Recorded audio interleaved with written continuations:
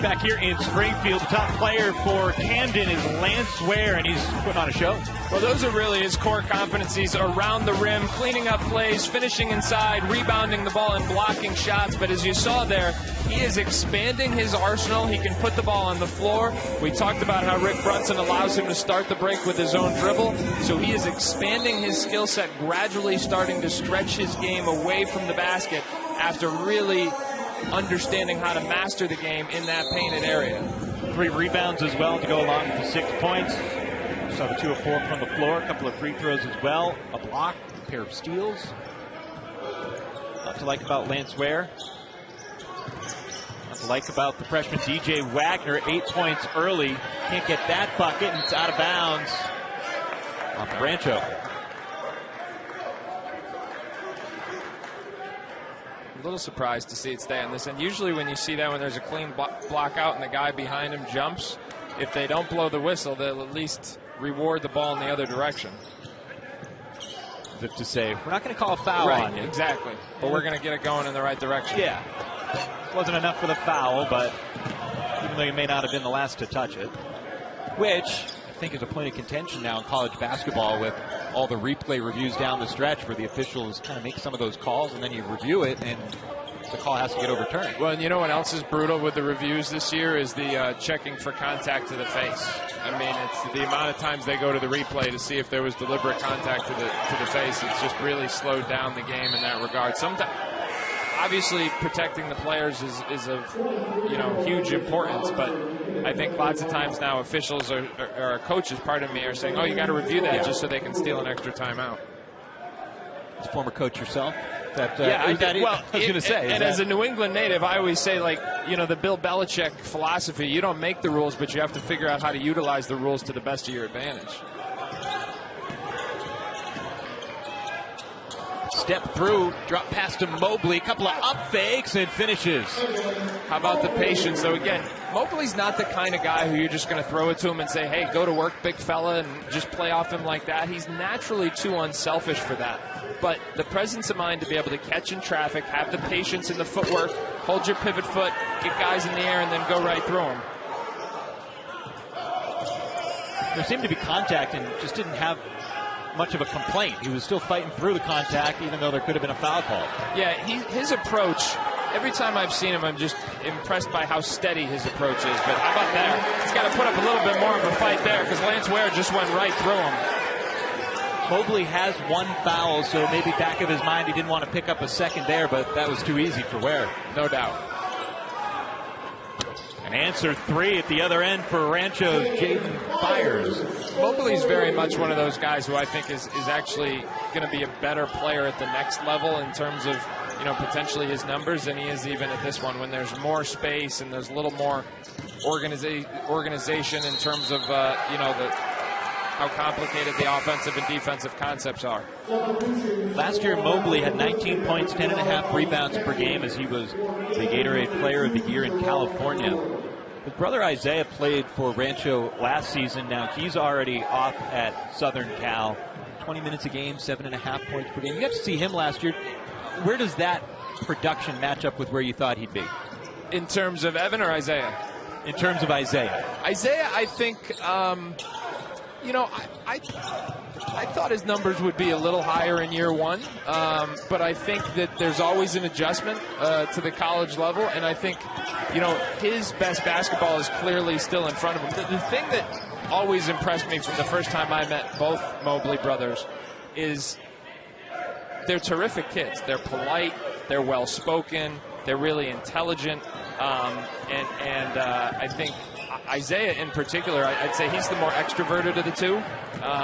And Evan was, even though he's the #1 player in the country, was kind of the softer spoken little brother a lot of times. So having the opportunity to both play away from each other this year, I'm sure has been interesting for both of their individual developments.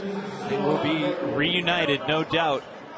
Well, there is a doubt. When you're 6'11" and is, that kind of point production, you wouldn't think he'd go pro right away, but his long-term upside is, I'm sure it's going to be something that is at least a discussion. So the 2 more games still coming up here from Springfield the rest of the night. Get to all the action on the ESPN app. This is game 2 of 13, starting today and heading through Monday here at the Hoop Hall Classic. Drive, step back, good. Sebastian Robinson who buries it for Camden. Yeah, that's a tough shot there, and stop me if you've heard this before, but he's another freshman. Rick Brunson knew what he was doing, getting in while the iron was good. Got Lance Ware as a senior, and you've got a group of freshmen really impressive. To say the least. Watch out here. Another freshman. It's a bucket for DJ. Tough runner at full speed. To be able to put that softly off the glass is a tough, tough shot. Got a track meet in the final minute of this one. Not only is that a big-time individual play there from Catchings, but it's also a play that's going to get Rancho Christian the ball back at the end of the half here. About a 3.5-second differential between shot and game clock. Intentional or not, a quick 2-for-1 was in the offing for Rancho.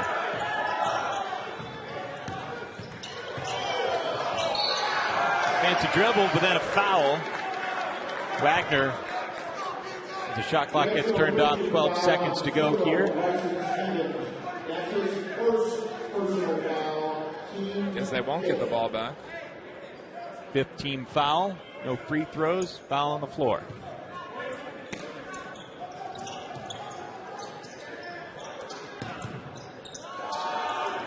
Corner jumper way short. Rancho does get the ball back with some time to work with. But a takeaway by Ware, and that does it for the first half. Camden, unranked. They put in a good half of work. 1-point lead over Rancho Christian and the #1 recruit in the country. It's a 1-point lead for Camden High School. Yeah, the birthplace of basketball. We've got 13 games coming at you from here at Springfield College. This is game 2 of 13. It's game 2 of 4 today. We've still got 2 more 8-minute quarters coming at you. And between these two teams, we're going to have a good one to the finish. Let's take a look at what happened in the first half. Well, for Camden, it was a little bit of the old, a little bit of the new. Lance Ware, the senior, going coast to coast, showing the new elements in his game. But DJ Wagner, the freshman, making his dad proud with that shot-making ability. And then, of course, the #1 rated prospect in the country, Evan Mobley, showing off his tools. The glimpses are things of beauty. You see the agility, the footwork, and the soft touch there for the big fella. Take a look at what we saw at the beginning of the game, what we thought was coming, and what we actually got between the top 2 players in this game. Well, we talked about how Evan Mobley, you could look at it and you could say, how does the #1 player in the country only get 3 shot attempts? Well, that's kind of consistent with his personality. Certainly they'd like to get him more involved, but he's a guy who freely moves the ball. As I said, not a guy who's going to go out and get you 30. That's just not his personality type right now. But there's nevertheless no denying his tools translate to the very highest levels of the game. An assist, a block, a steal as well for Mobley. No turnovers. Yeah, he's just doing it all around. I mean, don't get me wrong. He's got to be a little more active on the glass. He's got to have more than 3 rebounds. You know, he's got to be a little bit more of a presence defensively. I think he could certainly do more. But he's not the type of guy who is going to dominate the ball offensively. That's just not in his makeup. At halftime of game 1 of this quadruple header today, we talked about the images of the decade from the 2010s. Go to Paul Biancardi's Twitter handle and you can vote and figure out where you want this thing to head. But what do you like out of these 8? Well, I tell you what, the most recent one, that Zion Williamson phenomenon, when he was just the dunking machine that last year of high school and had the Instagram followers to prove it, that's got to be the favorite in the top half of the bracket. And then in the bottom half, I'm going with the sleeper. Those Elite 24 locations, to me, I will never forget playing outside or calling that game outside in the backdrop of the Statue of Liberty. I mean, that was just an absolutely incredible experience.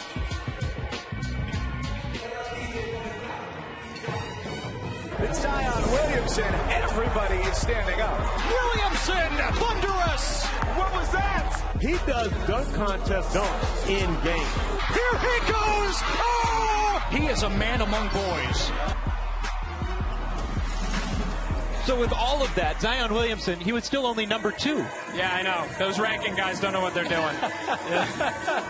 R.J. Barrett was number 1 that year. Zion Williamson, number 2. This is what people forget. R.J. Barrett was coming off. He led Canada to that gold medal over Team USA and the FIBA Internationals in Egypt. I'll stick to this. R.J. Barrett was the best player in high school basketball that year. He wasn't the best freshman at Duke last year. That was Zion Williamson. Moving forward, we're going to find out who's the best long-term prospect. Speaking of number 1, even if we haven't quite seen Zion Williamson flex his muscles at the top level of the NBA this season, Evan Mobley, he's got a little bit of room to grow in terms of, you see 205 pounds at the top, and that'll only make his game that much better. Yeah, as we said, 2 years from now, he's going to be 40 pounds heavier. He's probably going to be moving just as effortlessly as he did now, and it's all about the upside. He has every single marker you could want for a 7-footer at this stage in his development. And if he can ever get just a little bit more killer instinct to him, the sky is absolutely the limit. As a coach, how did you work with guys? I'm sure you had players where that was a deficiency in their game that you needed them to turn the corner. I didn't ever have a player like him. If I did, I'd still be coaching. You know, I think there's a couple things there. I think people, as I said, I've mentioned this a couple times now, people can say, hey, and they do. They say, hey, with his talent, he should be going out there and getting 30 and 20.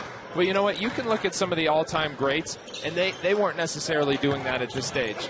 Guys who ended up having Hall of Fame careers. Now, I'm not saying that Evan Mobley is going to have a Hall of Fame career, but I think he has the tools that if he puts it all together, he could. That play there, you know, that one play illustrated the ups and the downs of it. You know, he got off his feet so quickly on that second jump.